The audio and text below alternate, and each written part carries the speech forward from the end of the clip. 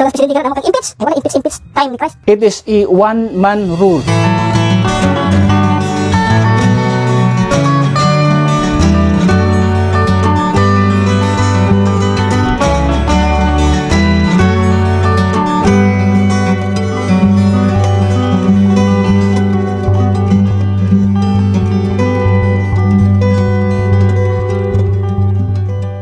Okay, 2 Timothy chapter 2 verse number 15. Ito nang ibasa many times, pero itong taga-aga specific or ihagyod nga mensahe labos tanang kining gitawag og right division, the truth of right division.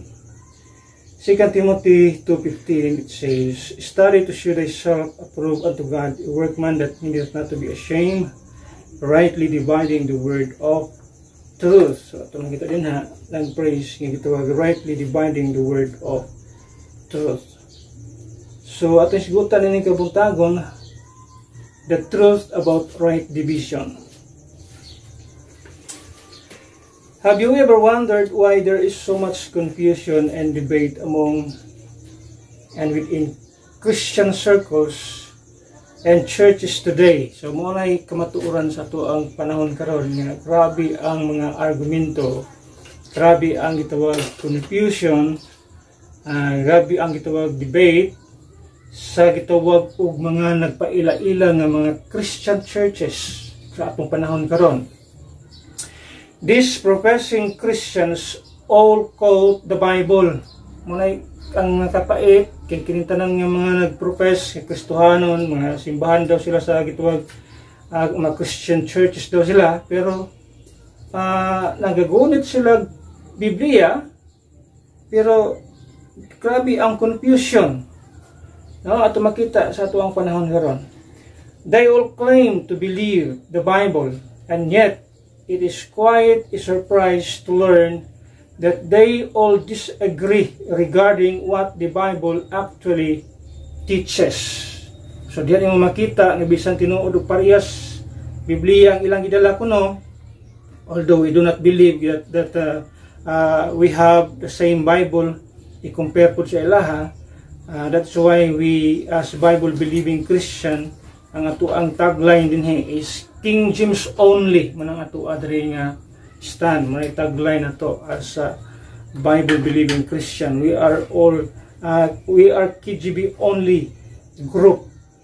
So there are a lot of Bibles nga nagakailap sa tibok kalibutan karon mo na atong makita as itawag mo na kamatuoran sa ato ang palibot karon pati naghanag mga Biblia. Now even though na Biblia ang ilang idala, but there's so much confusion nga ito makita sa ito ang palibot. Now, all more or less 38,000 plus denominations in Christendom claim to be serving and following Jesus Christ. And yet, they all believe mutually exclusive doctrines and practice opposing rites and rituals. Ano man na? Nga, pariharaman kuno sila Bibliang gibasa. Pero when it comes to their doctrine, their rituals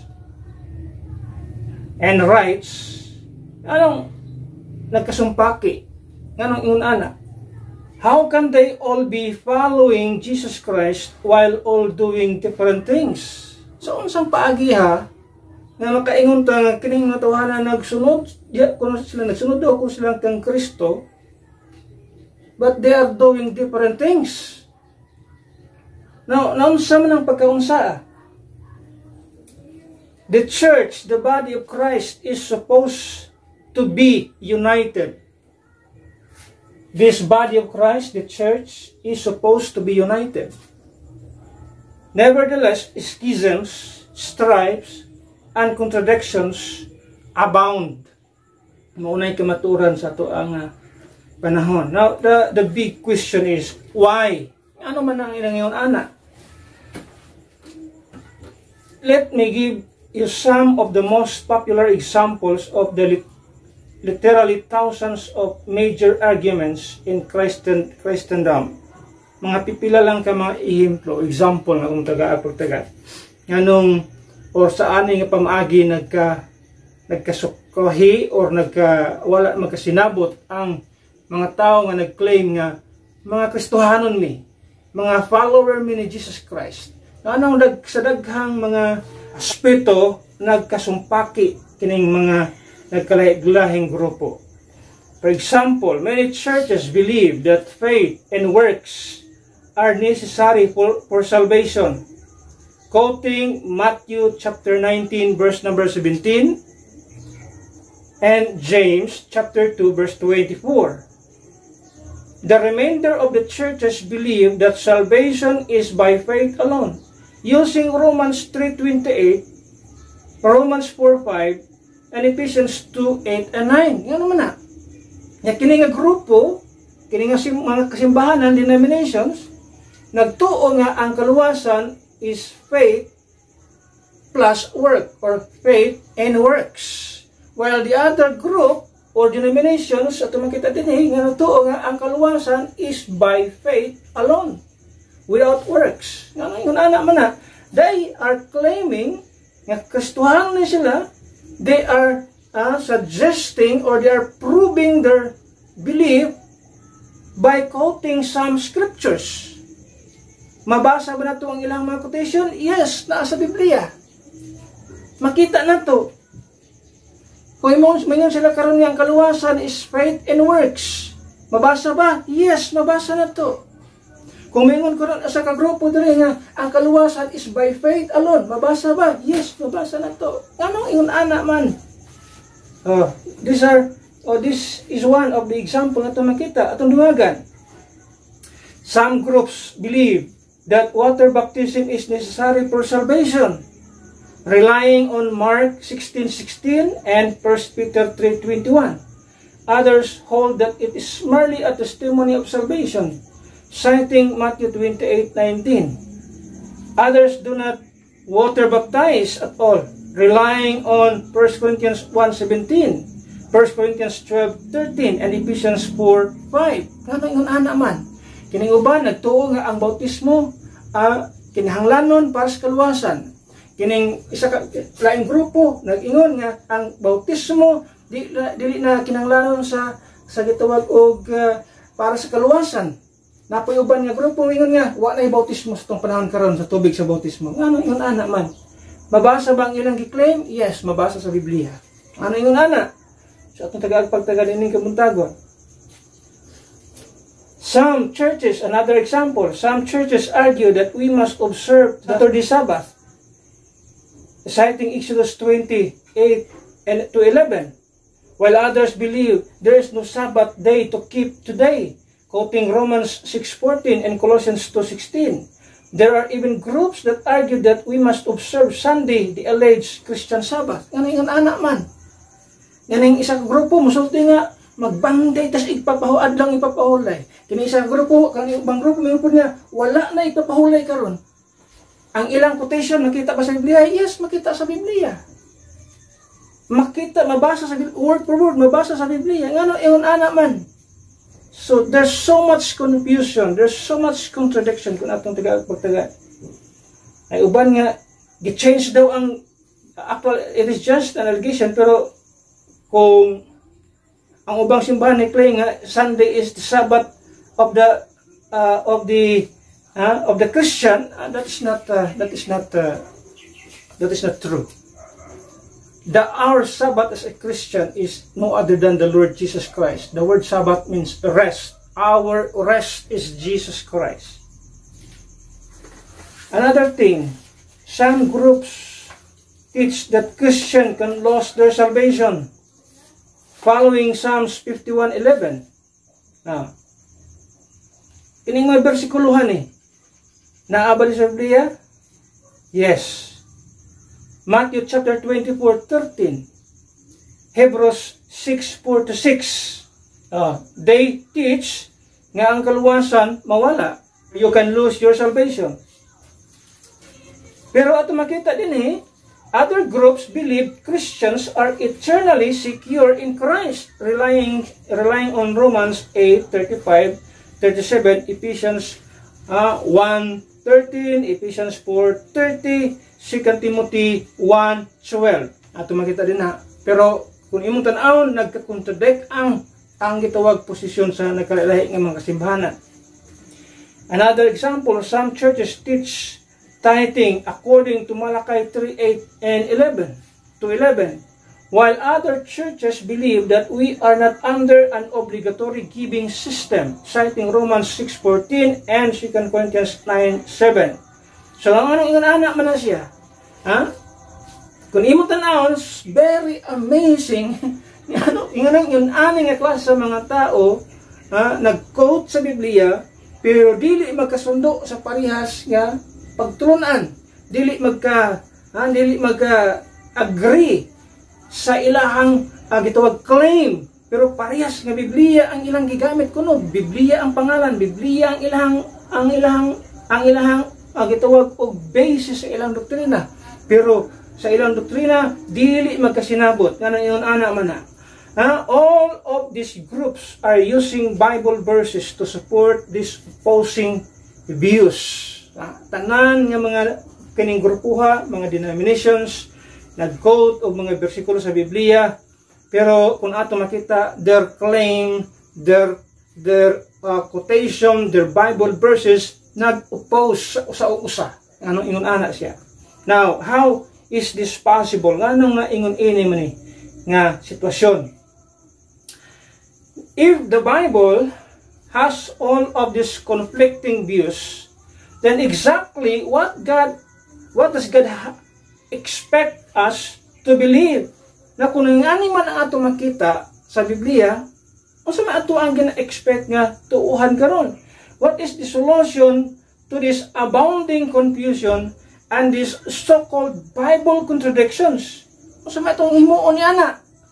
Now remember, butang sa atong mind, first and foremost, atong makita sa Biblia, understand that God is not the author of confusion. While the denominations nowadays are in confusion, atong makita, so much confusion, so much contradiction, remember nga ang Diyos, He is not the author of it. He is not the author of confusion. Now, kinsa man nagpa-confuse aning mga butanga karon nga naaman sa Biblia. Kay balota, 1 Corinthians 14:33, God is not the author of confusion. Muna ato makita ibutang nato sa mga una, regardless unsay nahitabo sa kalibutan, regardless unsay nahitabo sa mga denominations, naa sa gitawag mga confusion o contradiction, atong ibutang nga ang author ni ana dili ang Dios. If they are confused, God is not the one behind it, behind that confusion. The problem is not God's word. At hinunduman, the problem is not God's word. God's word is infallible, perfect, and completely sound. Sinful mankind and Satan, not God, are to blame for the gross theological errors and false teaching in Christendom. Never ever blame God for the confusion that Satan and mankind generate using religious tradition and human wisdom. Kung naamay i-blame nato din hikaron, walay lain ang mga false teachers, ang mga false religion, o ang yawa nga nagpalayo ni ana mao'y hinungdan sa kagubot or sa gitawag dako confusion ay nahitabo sa gitawag Christendom. At makita, if people would simply use the Bible God's way, all of the doctrinal confusion in Christian circles would disappear. Alas, people prefer their religious tradition, so they do not care to submit to God's word. The Lord Jesus Christ rebuked the religious leaders of His day. Sa panahon ni Kristo Jesus, naa siya gipang badlong, doon na siya mga taong gipang rebuke o ang mga tao, mga religious leaders. Why? Imong makita, imong mabasa in the book of Mark chapter 7, verse number 9, kung imong basahon din ingon si Jesus Christ, full well, ye reject the commandment of God, that ye may keep your own tradition. So in other words, these people approach God's word with denominational biases. Mao na problema sa daghan kaayong mga denomination nowadays. They approach God's word with their denominational biases. Ano sila gihimong doktrina, nangita na lang sila bersikulo sa Biblia para i-substantiate sa ilang doktrina, sa ilang claim. Mo na problema, bias, na dunay bias. Instead of coming to the Bible and let the Bible speak of itself, di na mo ilang ginahimo.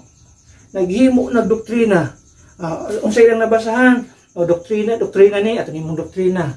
Pero without even, gitawag og searching, without even comparing scripture. Ngayon lang nakabasa mo ta sa Exodus nga kuman sa Ginoo nga adlaw ipapahulay, ato ning sundong adlaw ipapahulay. Wala nay pag-verify kung pag-abot sa New Testament, doon na ba changes? May problema sa mga tao. So they approach God's word sa gitawag og with their denominational biases and reach denominational conclusions instead of seeing what the Bible actually said and to whom it said it. At makita din na importante kayo na siya nasa diya mo approach ta sa Biblia ayaw pagdala og imong kaugalingong denomination muni among natun-an sa Bible school muni among natun-an sa simbahan muni akong stand dili ingon ana sa diya mo approach ka sa Biblia without bias, neutral ang imong approach sa Biblia, and God will reveal the truth diya sa iyahang pulong. So, how do we solve this great confusion? Kung sa utan ni pagsulbad, kining dakong confusion, o dakong contradiction, ngayon natabo sa Christendom. Kining atong versikulo, this is the only solution. Wa may lain nga masulbad anang confusion o contradiction nga hitabo karon kini o. Pero daghang mga tao karon ignorante ani. Even though ato na ning gibalik-balik sa ato ang circle, gibalik-balik na ato na sila, but in other dimension na tawag, in other camp or in other groups sa lahi ng mga denomination, they are not aware of it. They are ignorant of this verse. Wala man po na sa ilang Biblia makitaan. Di man na makitaan sa ilang Biblia. How ka nga makaabot sila sa mga conclusion niya? At tinuod ay no. Nga naa din ni rightly dividing the word of truth. When in fact, sa ilang Bible, di sila kabasa. So, muna akong problema sa gitawag Christendom. Muna akong problema sa gitawag o Christian churches nowadays. Not only sa, di lang, kung naaman po na silang simbahan, ang mga religious leaders mismo, muna ako kayo nga problema din na. Pero ang sulbad din ako nga confusion kini 2 Timothy 2:15. If we use God's word God's way, there will be no contradictions and no confusion. The Bible will only make sense to you if you approach it the way God designed it to be studied, and that is rightly divided. At tumagita diha. A right division is not a division of truth and error. It is a division of truth from another truth. Since every word of God is truth, so therefore it is not a division of truth from error. Instead, it is a division of truth from another truth. So the next time we approach the Bible, we are going to write or we are going to divide its truth from another truth. Mga itong sigutan ng kabuntagon o unsa ka-importante the truth about right division. Unsa ito, what is the truthfulness? What are the truthfulness? At makita na of this gitawag right division nga gitawag og pagtulunan at makita din. Now, unsa sa ka-importante karon sa tuang time? Number 1 to makita din ang gitawag right division. Right division, number 1 itong pagtagad, right division is a biblical doctrine. So ato yun naman ang division, right division is a biblical doctrine. Di na siya katang isip, di na siya himo sa tao, di na siya imbento ni kuan lang ni John Darby or kinsang mga tao diyang ilang gine-claim. The right division is biblical doctrine. It is a biblical doctrine. No, this is not man-made doctrine. There is a reason nganong kining 2 Timothy 2:15 iyang gibutang sa Biblia. Kaya ito makita, walay ito og aksidente. Dili siya accidental nga naay 2 Timothy sa Biblia. It is purposely put in the Bible para ang gitawag og contradictions and confusions nga masinati sa tao maging masulbad. Muni ang solusyon, muni ang kasulbaran.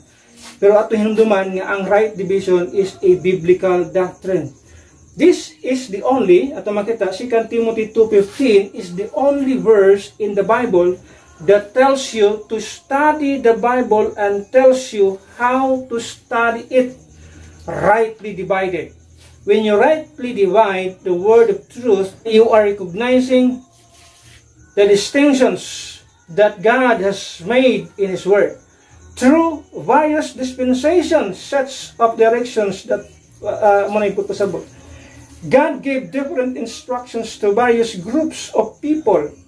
For instance, compare the differing diets that God gave in Genesis 1:27 to 29. Kung imong basahon din na ang Genesis chapter 1, at i-compare ang mao nga passage, Genesis chapter 1 verse number 27 to 29. So, yun dia.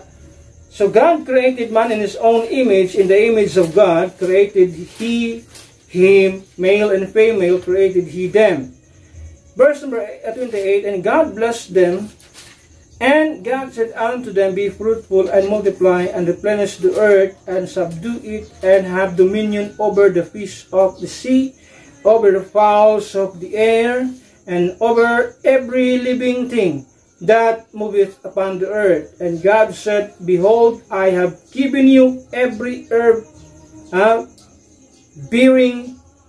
bearing seed which is upon the face of all the earth, and every tree in the which is the fruit of the tree yielding seed to you, it shall be for meat. So, kung imong tanawon din sa unang passage na itong gibasa, ang gipakaon sa Ginoo, ang diet sa tao sa amaong panahon, during sa time nila ni Adam, yung makita din nga, it's only fruits. And yung makita diha, ang sa paisulti din na, kining mga verse 29, herbs, ito makita din na, behold, I have given you every herb bearing seed, and katong gitawag mga yielding, katong mga fruit, in sa Biblia, para sa unsa? To you, it shall be for meat. So, ang pagkaon sa unang panahon, kung imong tanaw din sa kung imong tanaw sa dispensational teaching, kung imong tanaw back here sa Genesis, unang-una, herb and fruit or fruits. Muna yung pagkaon sa unang mga tao. And then, kung imong tanawon, itong i-compare, pag-abot sa Genesis 9:1 to 4, tanaw to Genesis 9. As the time progress, atong makita din ha. Arita sa gitawag og Genesis chapter 9.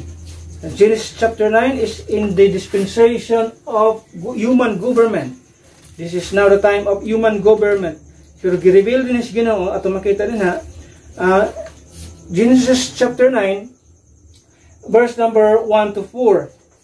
It says, and God blessed Noah and his sons and said unto them, be fruitful and multiply and replenish the earth, and the fear of you And the dread of you shall be upon every beast of the earth, and upon every fowl of the air, upon all that moveth upon the earth, and upon all the fishes of the sea.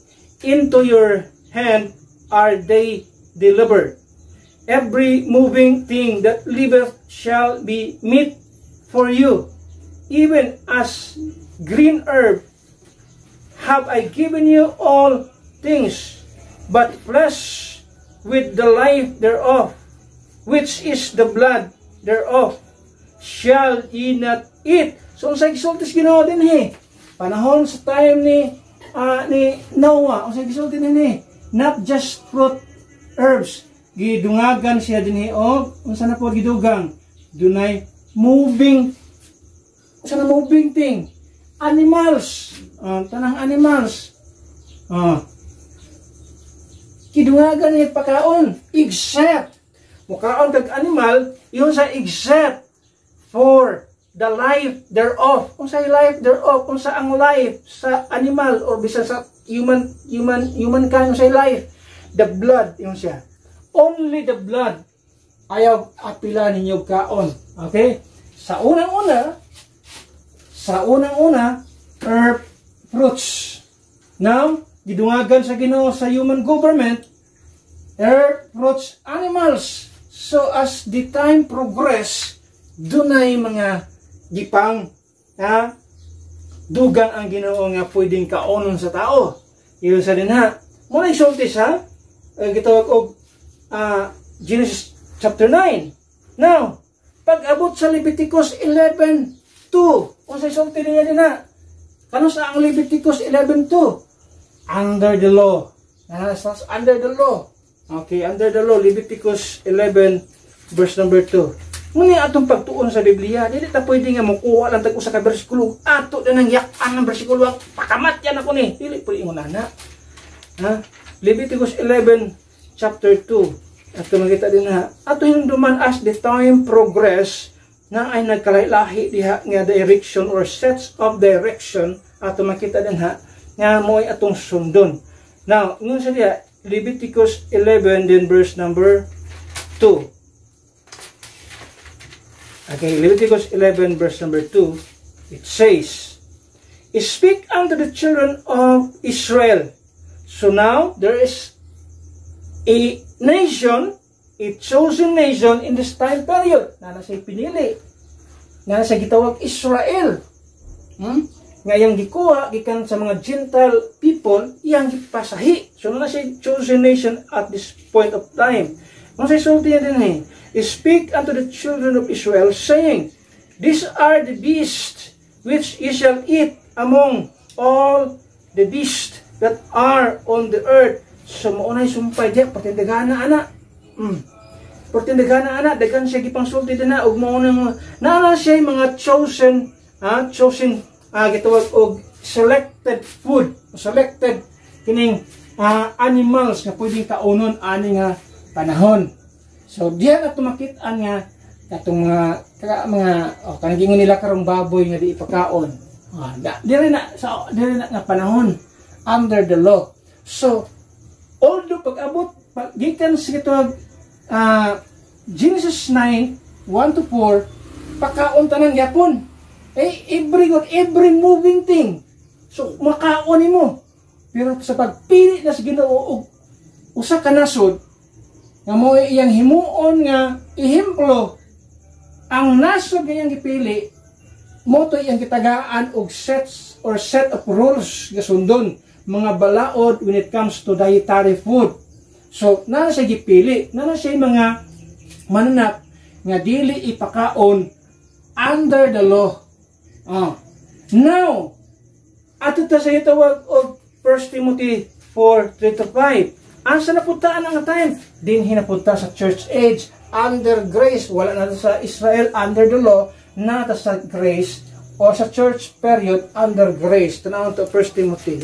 Atong tanawon din para masabtan nato kanus nato dapat i-apply ang pulong sa Ginoo, o kanus nato dili dapat i-apply ang pulong sa Ginoo. Sa 1 Timothy chapter 4 verse number 3. 1 Timothy chapter 4 verse number 3 to 4. Yun diha.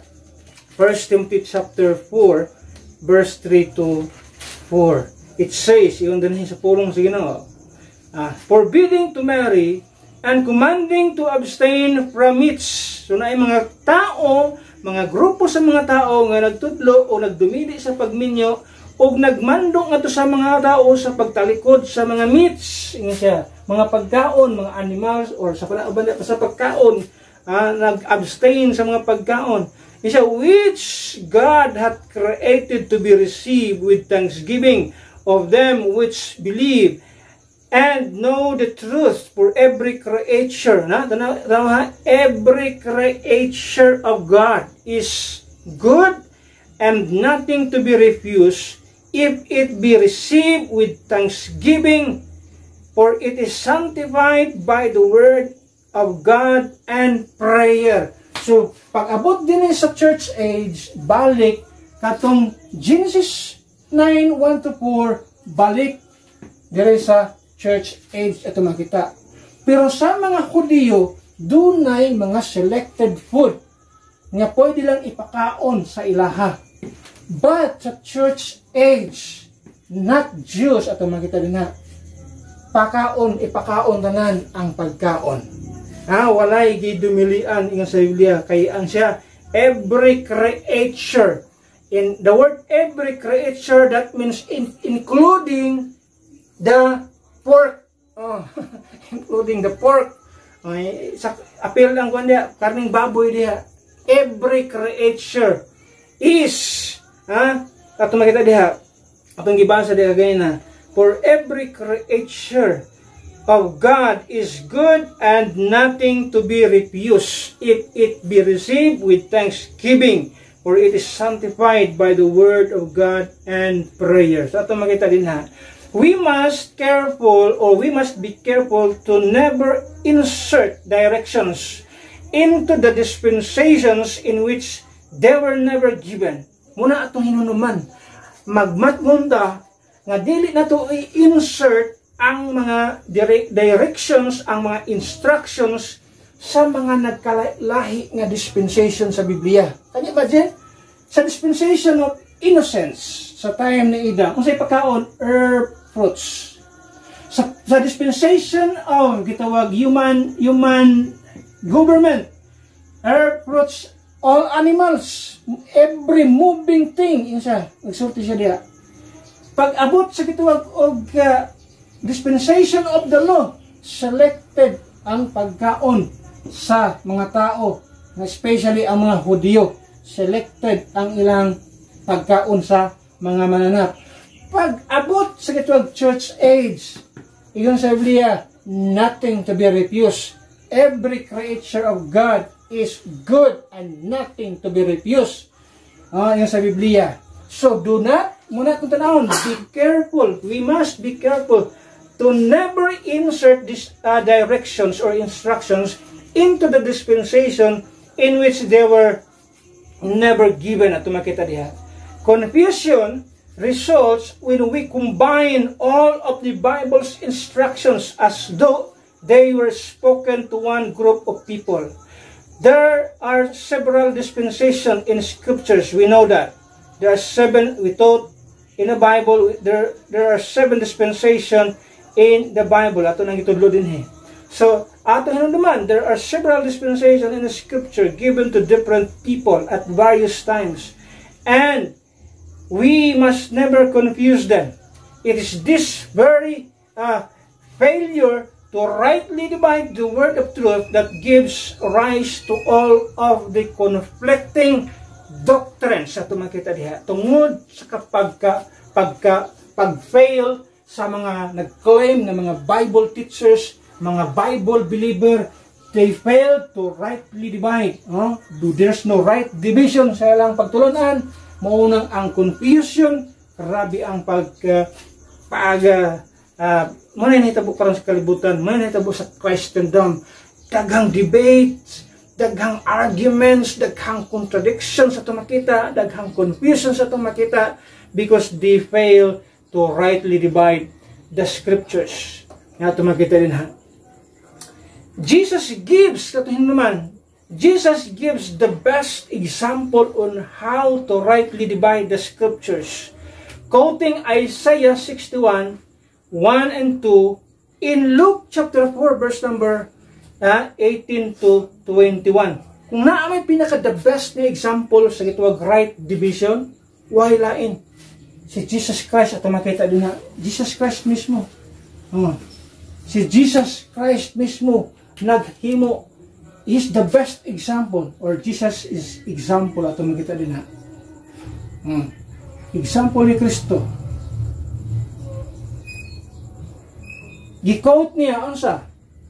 Ang yang gi-quote is Isaiah 61, 1 and 2. Asa niya gi-quote nga book? Na sa gitawag o Luke. At makita din na, chapter 4, verse 18 to 21. Ato tan-awon sa mga diyot, he is the best example on how to rightly divide the scriptures. Tanong to ang una, ang Isaiah chapter 61. Tanong to sa mga diyot, ang Isaiah. Dili niya gi-quote ang iyahang or ang quotation niya sa book of Luke. So Isaiah 61. Okay, verse number 1 and verse number 2, it says, the Spirit of the Lord God is upon me, because the Lord hath anointed me to preach good tidings unto the meek. He hath sent me to bind up the broken-hearted, to proclaim liberty to the captives, and the opening of the prisons to them that are bound. Verse number 2, to proclaim the acceptable year of the Lord, and the day of vengeance of our God, to comfort all that mourn. At makita niya, kompleto na ang verse number 2. At i-compare sa book of Luke, sa quotation ni Jesus Christ. Now, i-observe how Jesus Christ maintains sa gitawag og right division of the scriptures, of the word of God. At makita din na.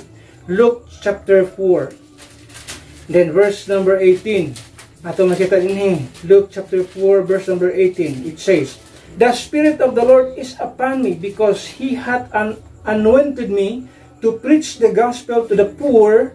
He hath sent me to heal the brokenhearted, to preach deliverance to the captives, and recovering of sight to the blind, to set at liberty them that are bruised. Verse number 19, to preach the acceptable year of the Lord. Di ba na nasisumpay sa Isaiah? Isaiah chapter 61, verse number 2. Tanawa dito. Na nasisumpay. To proclaim or to preach the acceptable year of the Lord. Diri, sulti din ni Kristo. Verse number 20, verse number 19. To preach or proclaim the acceptable year of the Lord. Period. In verse number 19, and he closed the book, and he gave it again to the minister, and sat down, and the eyes of all them that were in the synagogue were fastened on him.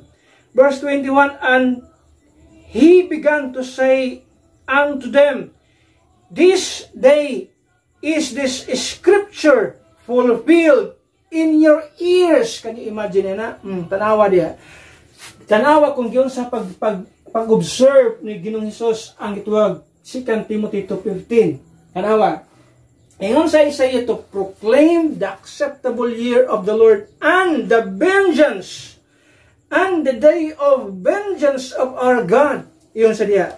Pero dini iyang giputol. Wa na gipadayon og quote ang bersikulo. Nga sa quote yung makita diri sa Isaiah, kama man ang nakabutang, kama di man period. Pero pag abot din sa Luke, anong period naman ang nakabutang din sa gitawag verse number 19. To preach the acceptable year of the Lord, period. He closed the book. Gisiratan niya ang libro. Iyon sa diya. Iyon sa verse 21. Is a this day. Karon nga adlaw, dili ugma, tomorrow. Sa this day, is this scripture fulfilled in your eyes. O, nga naman na. Kay ang sumpay sa quotation ni Jesus Christ, iyon siya this day, this scripture is this scripture fulfilled in your ears. He's referring to his first coming to preach the acceptable year of the Lord. Niabot si Kristo. Niabot siya.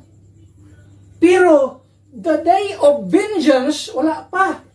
Nga naman, the day of vengeance is tribulation period and Armageddon. At makita din. This is the day of vengeance. The second coming, the second advent. To preach the acceptable year of the Lord is his first coming.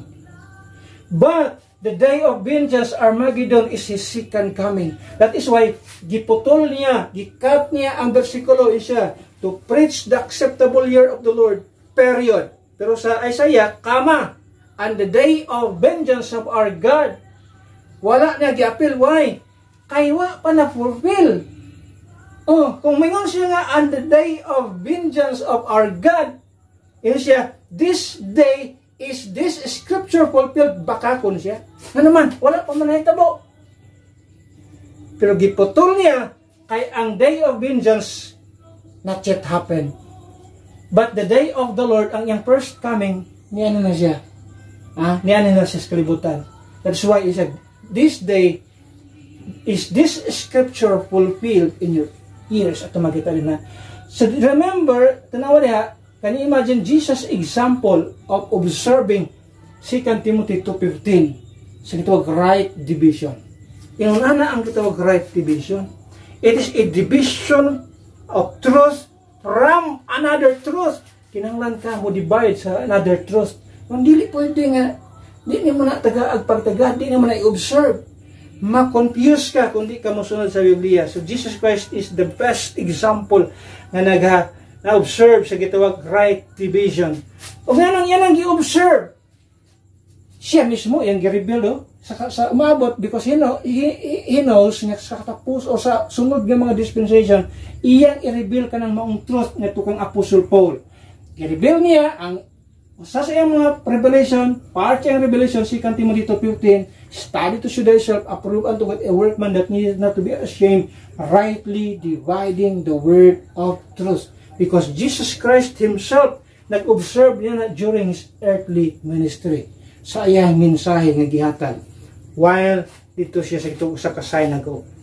So, right division is a biblical doctrine. The number 2, ito makita din taas-taas kayo niya pagtagat.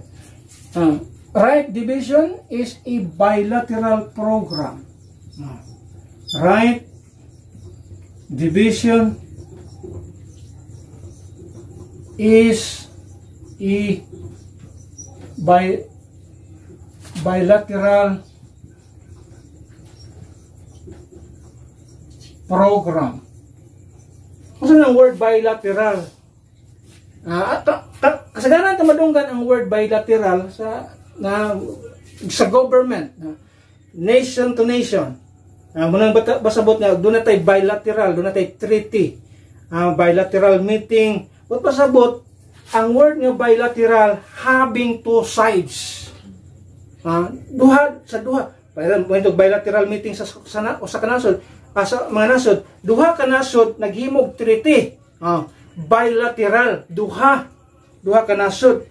So, bilateral program, in other words, having two sides, having two programs sa maong kining word nga right division. Yung tag right division, for example, right division, pinakasimple nga pagtuon sa Biblia. Yung tag right division, kung saan yung pag-divide ang Bible, duha ka bahin. Diri and din diha. Kung sa'yo tawag sa Biblia sa unang panahon, Old Testament. Sunod, natay itawag New Testament. Bilateral, two sides. Duha ka gitawag og having two sides. Muna gitawag bilateral. Gitawag duha ka section, duha ka bahin, duha ka programa. Pero ani nga Biblia, Old and New Testament, automata, dili na mo itong gitan-aw. Ang atong gitan-aw diri nga programa, Kining gitawag karon to sa makadiyot.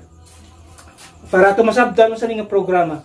Genesis 1:1 kun imong tan-awon dinhi, pinakaunang bersikulo sa Biblia.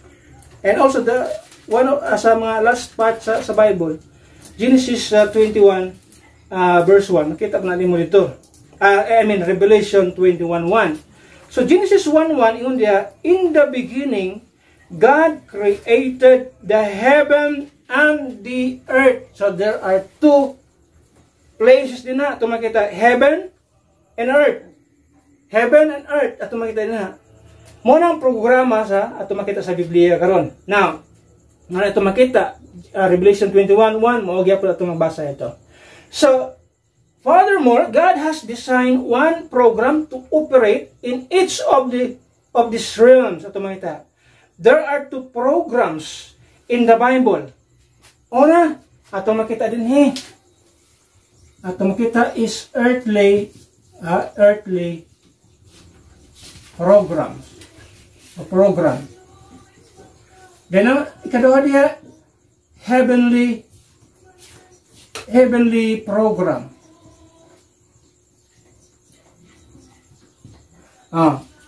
Munang duha ka programa nga atong i-observe sa Bible. So, mana sa atong ibasa, Genesis 1:1, in the beginning, God created the heaven and the earth. Earth and heaven. Earthly program, heavenly program. So, munang duha ka programa sa Ginoo karon atong pagtagad. Now, kining earthly program mo ni ang gitawag og prophecy. Prophecy. That means it's physical. Prophecy or physical Israel. It's on physical Israel. Heavenly program is mystery. Mystery. Spiritual or the body of Christ kini Israel. Israel kini the body of Christ church. The body of Christ the church. Now, mao nang do ka programa nga atong walan. It's not a program about Old Testament or New Testament. It's a program about earthly and heavenly because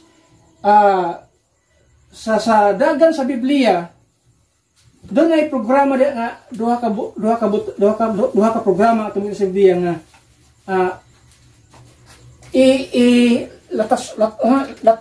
latason niya ang Biblia, the whole Bible.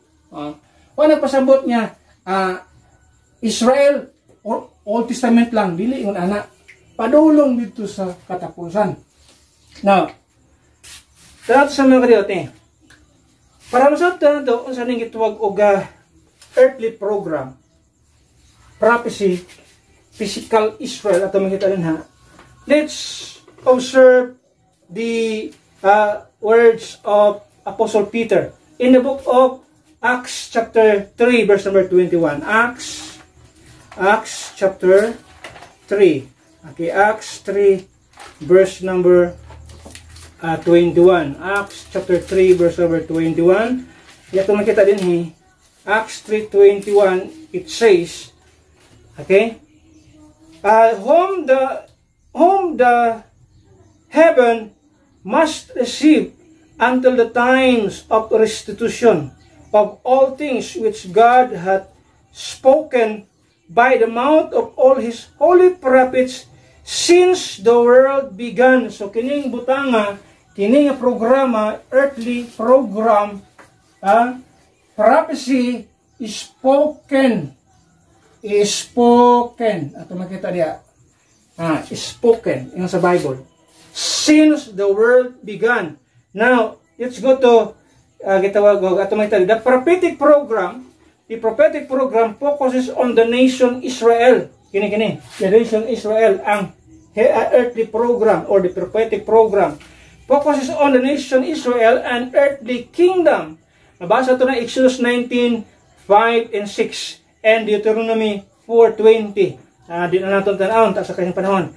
Where Gentiles, non-Jews, receive salvation through that kingdom, especially in Isaiah 60 verse number 1 to 3. Ang mga Gentiles, aning mga panahon makadawat lang sa kaluwasan tungod sa mensahe or sa gitawag og kingdom message, sa kingdom nga gipromise sa Ginoo sa mga Israel's people. Muadto sila, magpa-convert sila, maging Jewish po sila in order for them to obtain salvation ang mga Gentile people. Now, heavenly program, mystery, spiritual, church, the body of Christ, as I saw sa Biblia, according to Apostle Paul, Romans 16:25. Romans 16:25.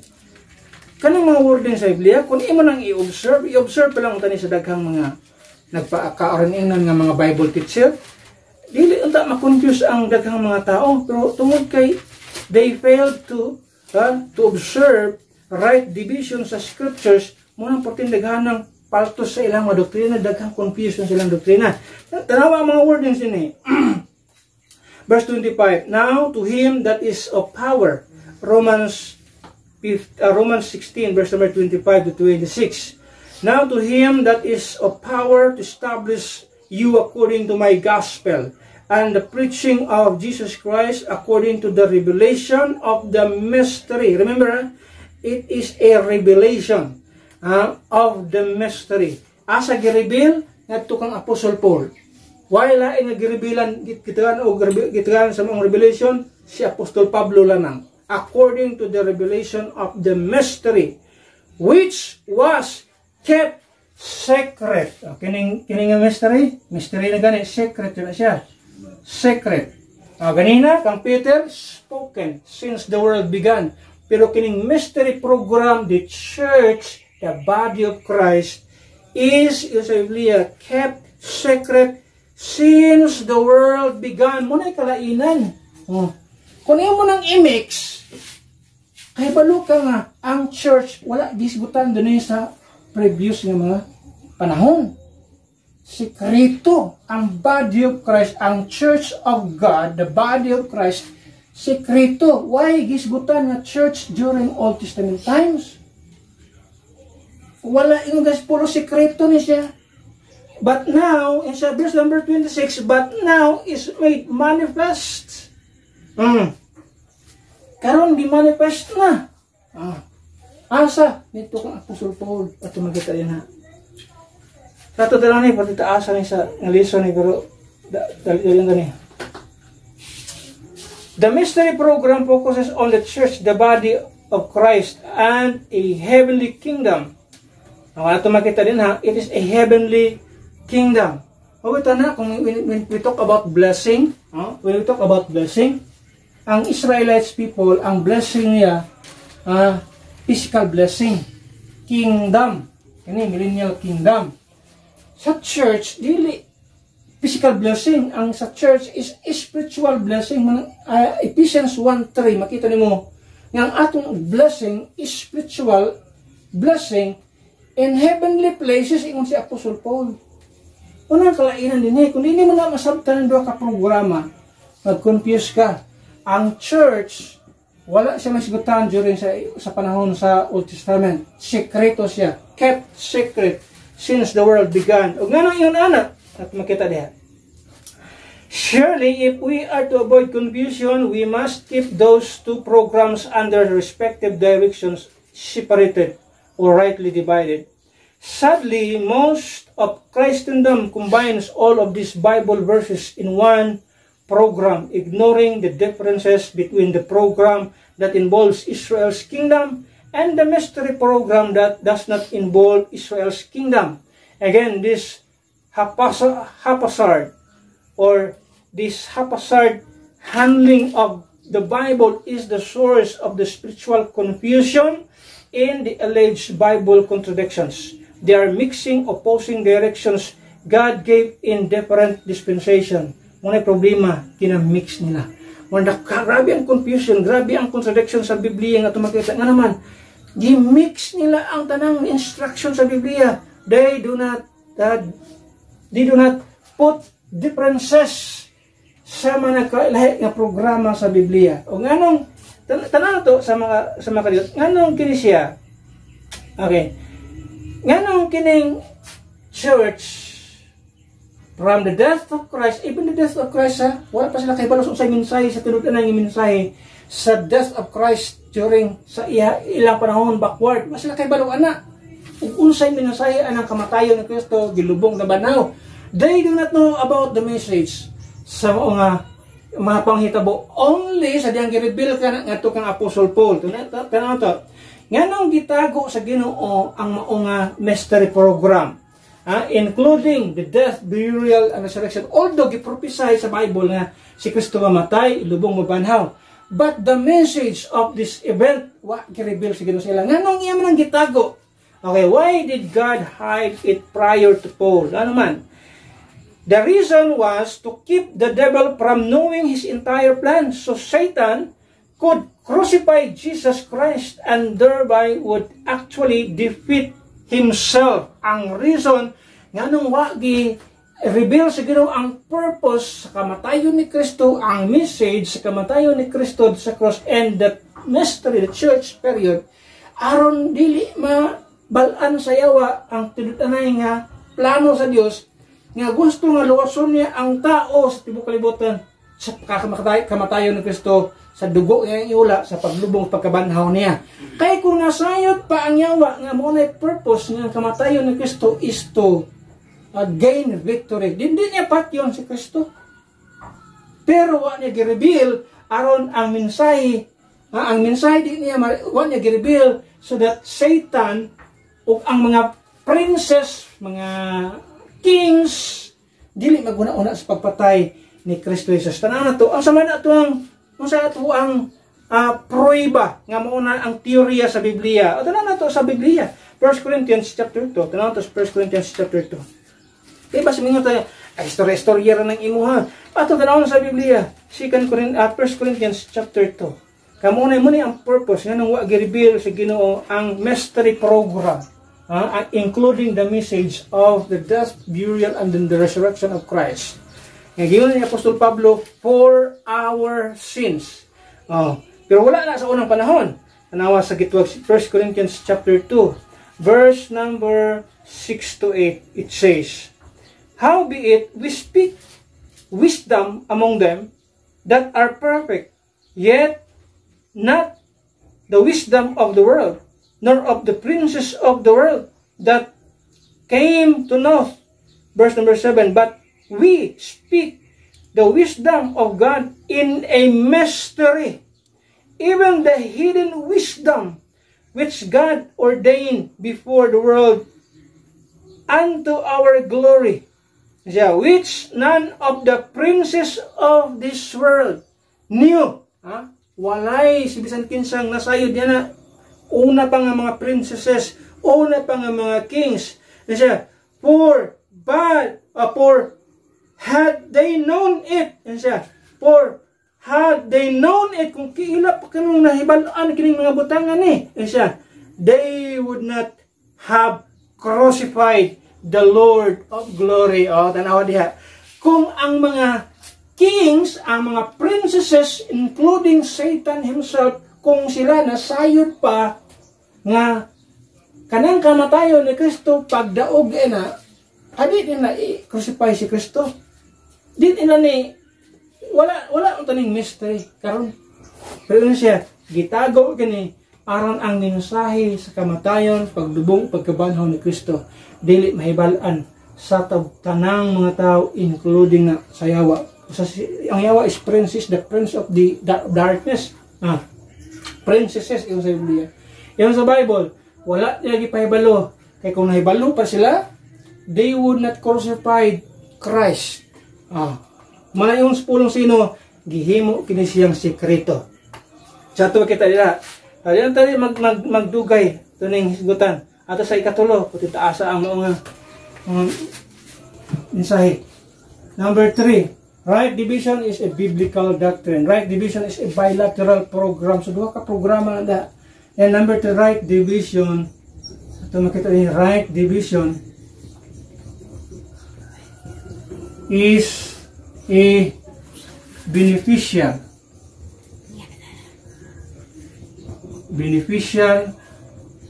method. Ito makita niyo. beneficial method yun sa Bible. No? Naman niya tinundan, if you follow the right division, you'll never or you'll not be easily deceived by false teachers. Kung sundon lang imo ng right division, yung gusto ko sabihin, if you follow this method, dili ka daling ma-deceive sa mga false teachers des kalibutan karon nagkaila. Pati naghanang false teachers karon rin mga denominations yung nagkailap sa kalibutan, mga false teachers. If you are not, if you do not follow right division, dali kang matagak sa ilang lingla, mga lingla nila sa ilang karon kung tudluan ka nga anong mga follower man mo ni Paul o yang anong di man mo follow ni Jesus nga si Jesus man mas labaw kay kang Paul kung tagaan ka na karon nga reasoning anong si Pablo man imong sundon nga si Kristo man dapat ang sundon.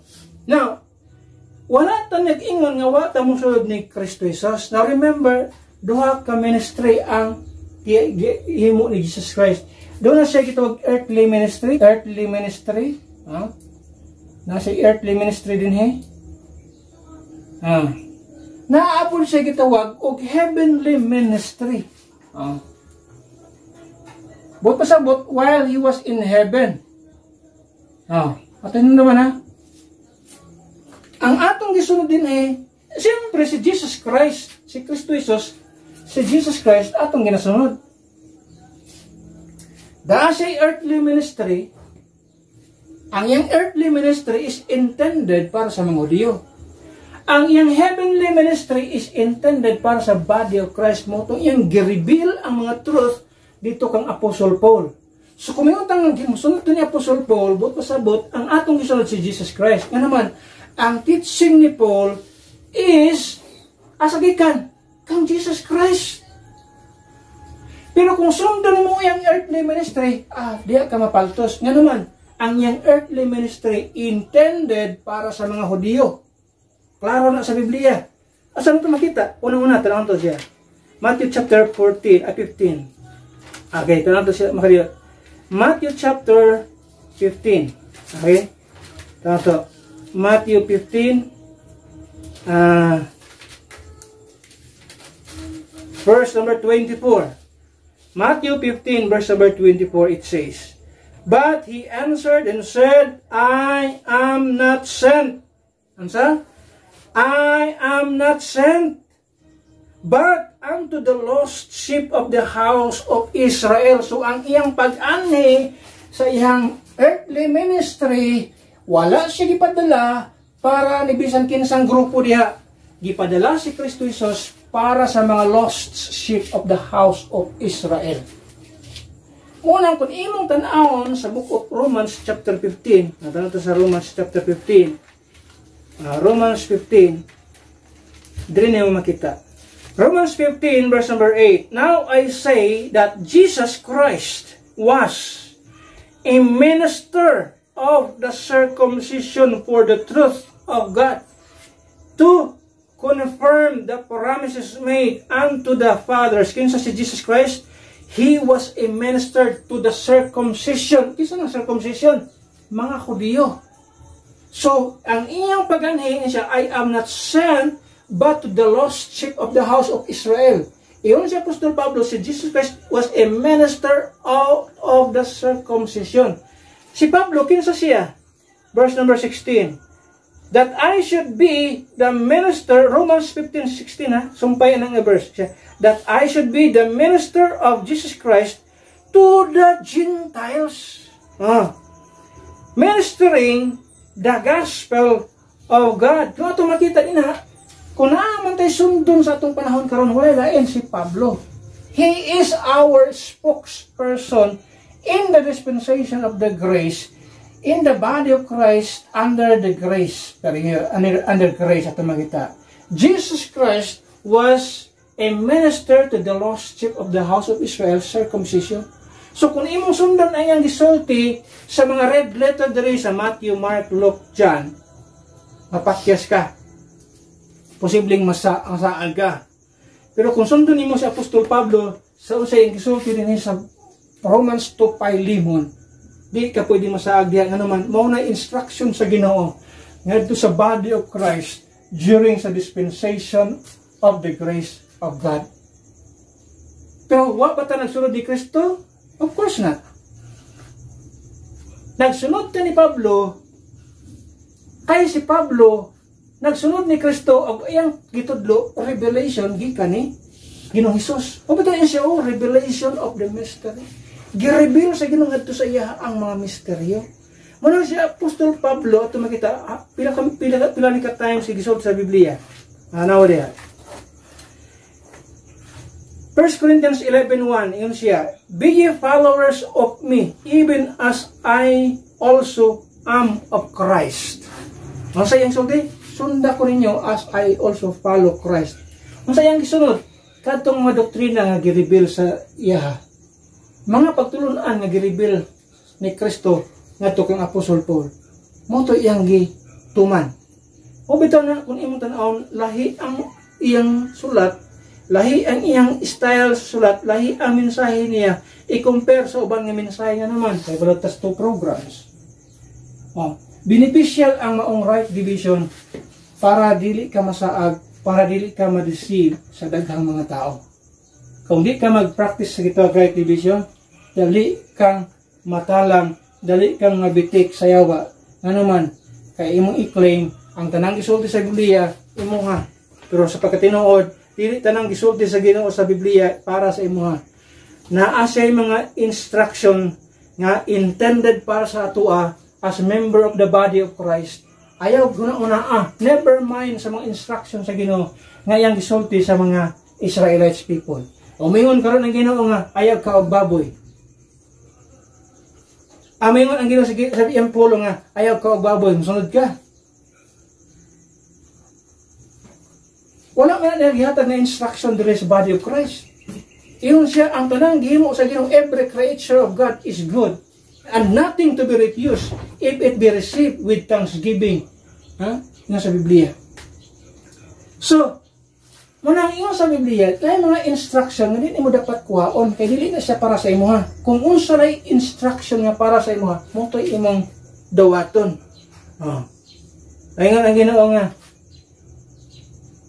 magpahulay ka sa ikapitong adlaw. Gisulti ba niya sa body of Christ? Wala. Pero dito sa law, iyang gisulti.